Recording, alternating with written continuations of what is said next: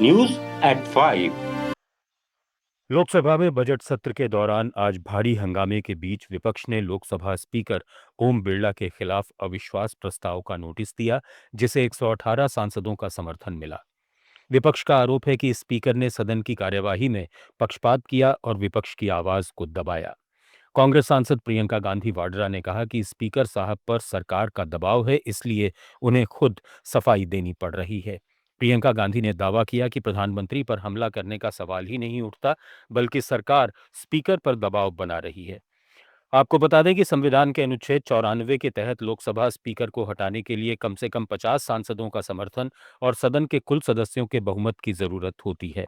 Notice देने के 14 दिन बाद प्रस्ताव पर चर्चा और फिर मतदान होता है। संसदीय इतिहास की बात करें तो अब तक 3 बार स्पीकर के खिलाफ अविश्वास प्रस्ताव लाया गया, लेकिन एक भी बार वो पारित नहीं हो सका। इस पर बीजेपी सांसद संबित पात्रा ने कहा कि इस मुद्दे पर प्रतिक्रिया देना उनका काम नहीं है, इसका जवाब संसद देगी। बीजेपी का कहना है कि ऐसे मामलों में संवैधानिक और संसदीय प्रक्रिया का पालन होना चाहिए, जबकि विपक्ष स्पीकर पर पक्षपात का आरोप लगा रहा है। कांग्रेस पार्टी के राहुल गांधी जी ने और कांग्रेस पार्टी के नेताओं ने, मैंने अभी टीवी पर देखा, प्रेस कॉन्फ्रेंस के लिए मैं आया था, तो उन्होंने माननीय स्पीकर के लिए अविश्वास का प्रस्ताव दिया है। इस पर पार्लियामेंट ही जवाब देगी। I am not authorised to speak on that. ये इशू, उसका मैंडेट कहीं और है, स्पीकर का ऑफिस इस पे कह सकता है। मगर मैं एक बात कहना चाहूंगा कांग्रेस पार्टी को और खास करके राहुल गांधी को, आप इतने एंटाइटल्ड हैं, आप इतने एंटाइटल्ड महसूस करते हैं अपने आप को कि आप कोई नियम नहीं मानेंगे, आप सदन का कोई भी कानून नहीं मानेंगे और उसके ऊपर आप कहेंगे कि हम किसी पर विश्वास नहीं करते, अविश्वास लेकर आएंगे। और ये केवल।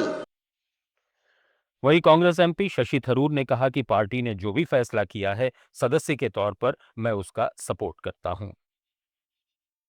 What's happening? Look, there are other people who can talk about this. All I can say is I'm prepared for the budget speech, which is supposed to happen at 2.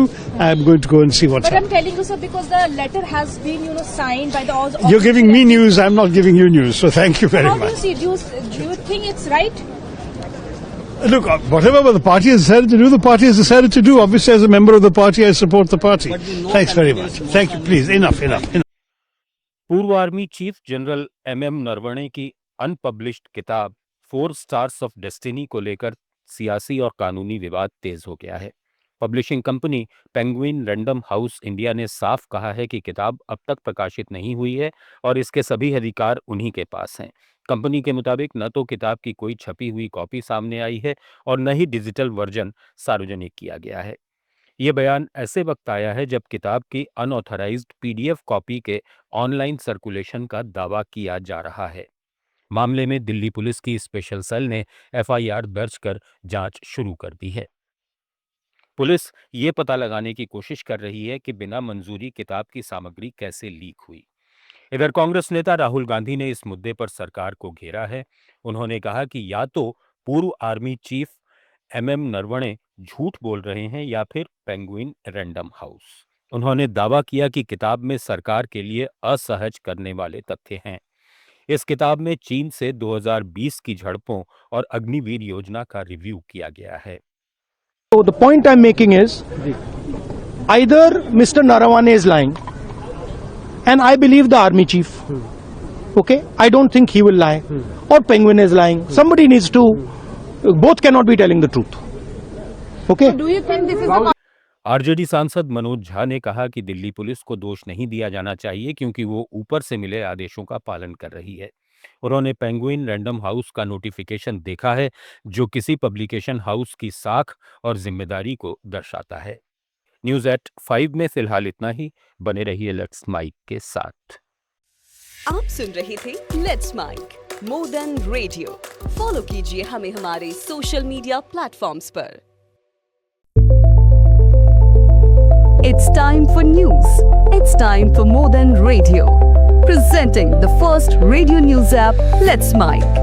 Let's Mic, a news-based app on your phone where you get to watch and listen news, talk shows, interviews, radio show podcasts.